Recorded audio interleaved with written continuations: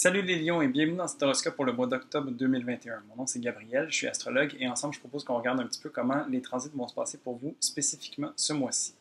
Alors le mois d'octobre, ça va être un mois qui va avoir une saveur ou une couleur différente, j'ai l'impression. Il y a beaucoup de planètes qui vont changer de direction en fait. Alors on va rentrer dans le mois avec Mercure rétrograde, on va voir un petit peu qu'est-ce que ça veut dire. Et puis, ben, il y a aussi plusieurs planètes qui vont redevenir directes. Donc, elles sont déjà rétrogrades et elles vont reprendre leur mouvement vers l'avant. Donc, on parle de Pluton, Saturne, Jupiter et éventuellement Mercure aussi. Donc, ça va se vivre vraiment par un genre de relâchement. C'est comme s'il y avait un gros travail intérieur qui se faisait et puis, soudainement, au fur et à mesure, les choses vont commencer à se débloquer et se remettre à avancer. Ça va vraiment faire un genre de renouveau et puis ça va alléger un petit peu tout ça, puis ça va aussi permettre aux choses de se concrétiser. Sinon, on peut noter pendant ce mois-ci qu'il va y avoir beaucoup de tensions entre le signe de la Balance et le signe du Capricorne. Donc ici, vraiment, c'est Pluton en Capricorne qui va venir toucher à beaucoup de planètes qui se trouvent en Balance, puis ça va venir faire quelques tensions. T'sais, on va regarder ça.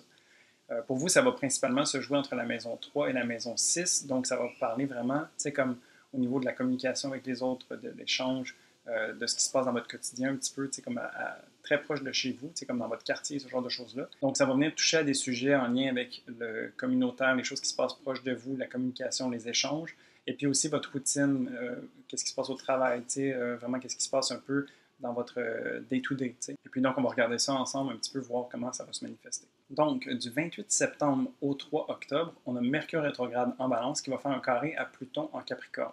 Alors, Mercure, principe de communication et d'échange, d'intellect, de mental, de réflexion, ce genre de choses-là, en Balance, tourner vers l'autre, tourner vers le besoin d'équilibre, d'harmonie, que les choses se passent bien, que ça soit doux, que ça soit fluide, tu sais. Et puis, mais la rétrograde de Mercure, c'est toujours un moment où est-ce qu'on fait une introspection. On est en train de revoir, de revisiter, de repenser les choses, de revoir sur un autre angle de vue. Tu sais, on change de perspective. Et puis vraiment, donc il y a ce travail qui est opéré à l'intérieur de nous pour voir qu'est-ce qu'on a envie de garder, qu'est-ce qu'on n'a plus envie de garder. C'est comme vraiment une remise à niveau, si je peux dire.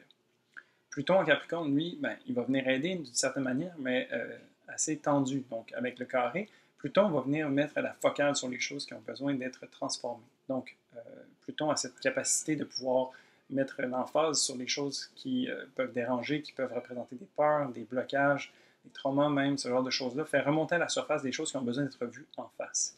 Et donc Pluton est en Capricorne, fait un travail de fond quand même assez important, et puis va venir travailler un peu sur quoi est-ce que Mercure est en train de se poser. Dans le fond, Mercure, on peut l'imaginer un petit peu plus aérien, qui est plus en surface, et donc il se pose sur quelque chose. Et puis ben, Pluton va venir travailler sur ces choses-là qui se trouvent sous Mercure.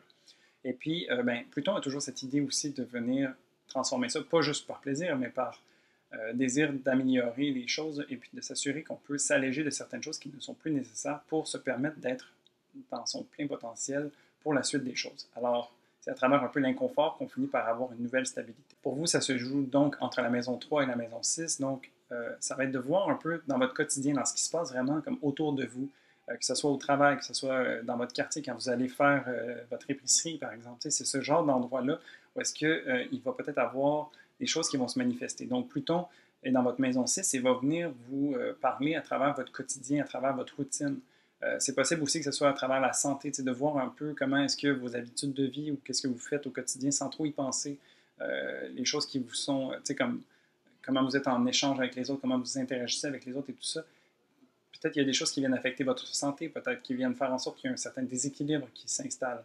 Et donc, ça va être intéressant de voir un petit peu comment ça peut évoluer à ce niveau-là. Ensuite de ça, on a le 6 octobre, une nouvelle lune en Balance. Donc, nouvelle lune, on parle de nouveaux projets, des nouvelles choses qu'on a envie de lancer. Alors, c'est un bon moment pour planter des graines et des intentions qui vont nous amener à faire fleurir quelque chose dans le futur.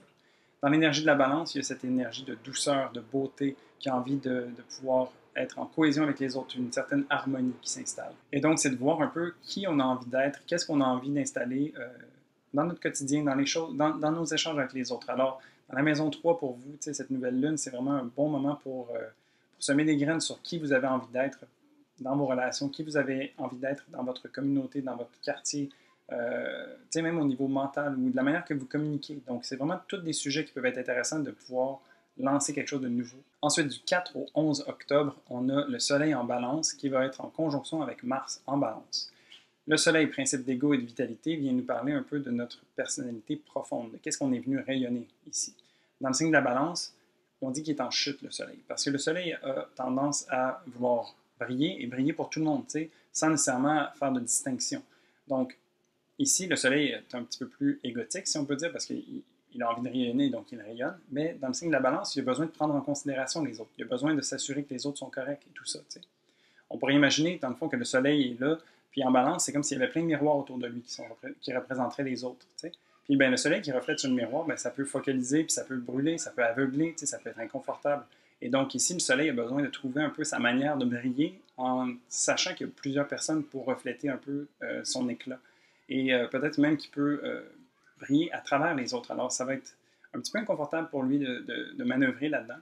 C'est pas impossible, mais c'est un petit peu plus ardu. Donc il y a sa place à trouver.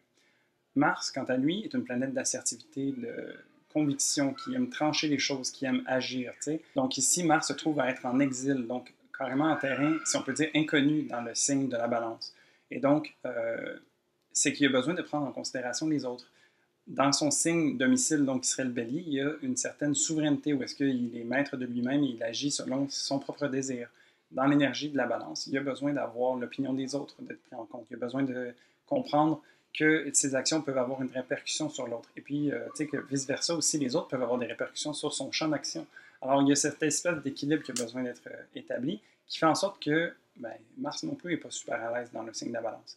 Alors, ces deux planètes, donc, en conjonction, vont venir s'illuminer en même temps et vont venir vraiment éclairer un besoin d'équilibre à travers un petit peu l'adversité, à travers un petit peu l'inconfort.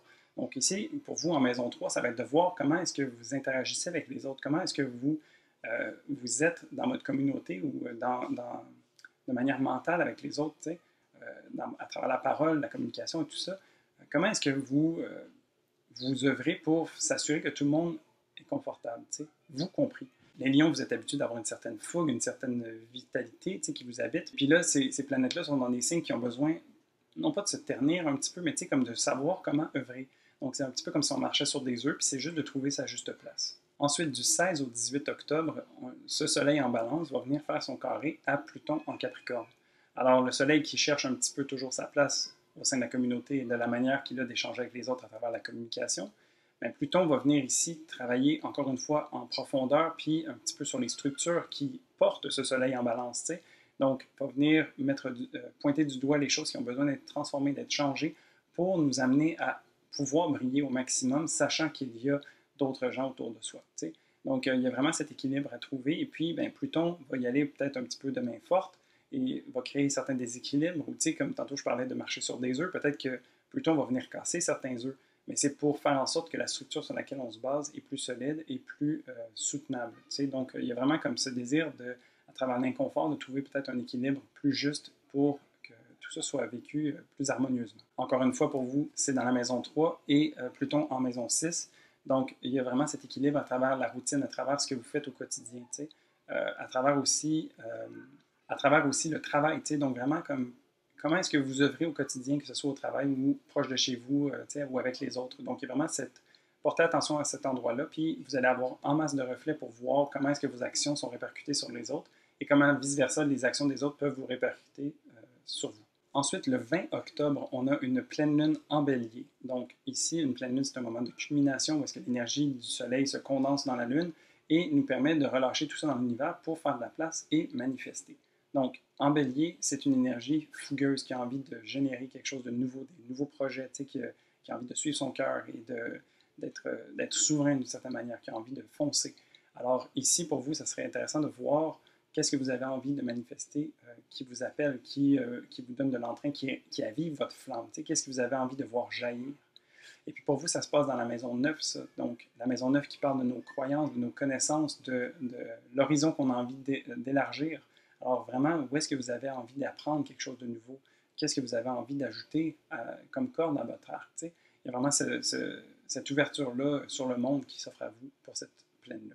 Pour finir, du 25 au 27 octobre, Vénus en Sagittaire va venir faire un carré à Neptune en Poisson. Donc Vénus qui nous parle de nos valeurs, de comment on est en relation, de comment on aime et tout ça. Dans l'énergie du Sagittaire, une énergie de feu, encore une fois, qui va désirer aller à l'aventure, va vouloir sortir de chez elle, vouloir être un petit peu plus indépendante, peut-être, ou qui a envie justement d'ouvrir ses horizons puis de découvrir quelque chose de nouveau. Donc, il y a ce côté d'aventure et de quête qui l'habite. En carré à Neptune, Neptune qui est une planète plus spirituelle, plus connectée à plus grand que soi, qui focus plus sur la créativité, sur le go with the flow. Donc, il y a un certain lâcher-prise avec Neptune. Et puis d'autant plus dans le Poisson, qui est un signe qui a envie de connecter avec le un, l'unité, qui a envie de se dissoudre, de se laisser porter, de se laisser inspirer, de connecter avec son intuition. Alors ici, vraiment, on peut voir qu'il y a certaines similitudes, mais quand même, ça tire un petit peu la couverture de chacun de son bord. Par contre, on est capable de voir qu'il y a un petit fil qui relie ces deux énergies du Sagittaire et du Poisson, parce que les deux sont maîtrisés par Jupiter. Jupiter qui est une planète qui a envie d'expansion, de grandir, d'élargir ses horizons et de découvrir de nouvelles choses, mais autant à l'extérieur comme dans l'énergie du Sagittaire qu'à l'intérieur à travers l'énergie du Poisson. Alors ici, Jupiter nous parle aussi de l'énergie du voyage, donc c'est ce voyage à l'extérieur et ce voyage intérieur. Et donc, pour vivre ce carré le plus aisément possible, je dirais que ça serait de trouver un équilibre entre les deux. Donc, de se permettre, oui, d'aller d'un côté vers l'aventure, vers ce qui nous appelle, ce qui nous amène en joie, avec le Sagittaire, mais aussi de prendre un pas de recul pour pouvoir connecter avec soi et de connecter avec son propre cosmos et voir qu'est-ce qui vient remonter à la surface, voir qu'est-ce qu'on peut y découvrir. Puis des fois, peut-être qu'un peut aller nourrir l'autre et vice-versa. Donc, il y a vraiment cet échange intéressant qui peut se produire. Pour vous, ça se passe entre la maison 5 et la maison 8. Et donc, la maison 5 qui parle des hobbies, de ce qui vous fait plaisir, aussi de vos enfants. Donc, il y a vraiment ici un désir de s'amuser et de foncer avec un peu, en suivant votre cœur et vos impulsions, qu'est-ce qui vous donne envie à ce niveau-là. Et puis, le carré de Neptune, Neptune qui se trouve en maison 8, et donc vous offre à une certaine connexion qui va vous permettre de voir qu'est-ce qui a besoin d'être transformé, comment est-ce que vous pouvez œuvrer une certaine mort-renaissance de choses qui ne servent plus et puis qui pourraient vous permettre de vous lancer dans de nouvelles aventures. Donc ici, vraiment, en suivant votre cœur, en suivant votre joie, comment est-ce qu'il y a certaines choses qui vous servent à ça et comment est-ce qu'il y a certaines choses qui ne vous servent plus. Et donc d'utiliser un peu cette transformation-là pour vous permettre de vous exprimer davantage et de développer une nouvelle créativité. Ça pourrait être intéressant de voir ça comme ça.